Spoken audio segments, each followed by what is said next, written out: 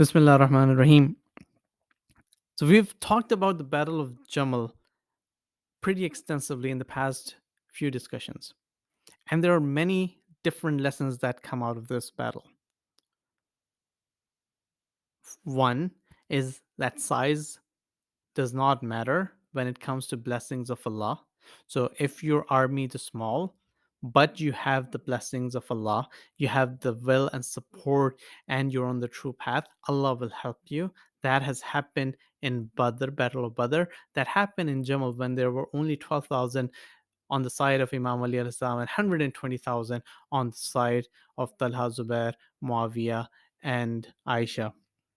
And the second one is there is no exception from the rules for the wives of the Prophet ﷺ who have been ordered by Allah in Quran, in Surah Azab, to stay at their homes.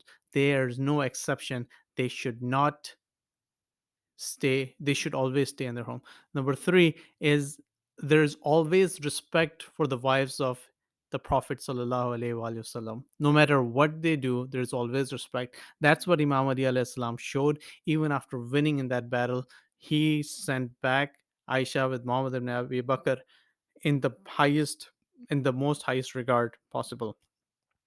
And number four, Jannah is not guaranteed, at least till you die, because at any point shaitan or your nafs or your attraction towards the world or your lack of faith or other things that might come up, they might take away that guarantee of Jannah. So we have to be always careful about our actions. We have to be always careful about how we end. And number five is those people who were at the time of the Prophet, they, once they committed a sin like usurping the right of what has been given to Ahl-e-Bait AS by Allah, they cannot be guaranteed Jannah. No one can say that they will always be going to Jannah because of what they have done. And we have seen the example in case of Talha and Zubair where Imam Ali AS said, I don't agree that you are going to Jannah. And number six is you cannot guarantee Jannah, especially after going against the Hujjah of Allah. So there were 10 people in that list. One was Imam Ali alayhi salam, who's the Hujjah of Allah. And if you go against the Hujjah of Allah, you are not guaranteed that what happened in the past, if you change your actions, that will not impact your ultimate decision. That's what Shaitan did when it went against the complete direction of Allah to prostrate before Hazrat Adam. Similarly, anyone who goes against the Hujjah of Allah, the direction of Allah, they will not get the same commitment that they had promised earlier based on their early decisions. And we should always set alive the affairs of Ahl-e-Bait AS.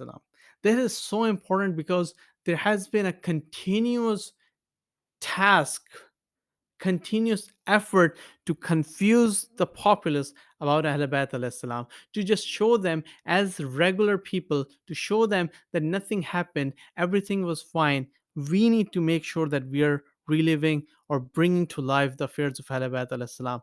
And to that end, I'll narrate an example.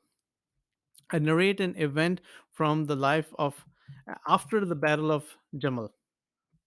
After the Battle of Jamal, there was some discussion with a person, with a follower of Imam Ali alayhi salam, who had been part of the battle, and he came to the Imam and said, I wish my brother so and so had been present and he too would have seen what success we got in this battle that Allah had given to you, O Amir. Upon this, Imam Ali salam said, did your brother hold me as friend? He said, yes. Then Imam replied, in that case, he was with us. Rather, in this army of ours, even those persons were also present who are still in the loins of men and wombs of women. Shortly, time will bring them out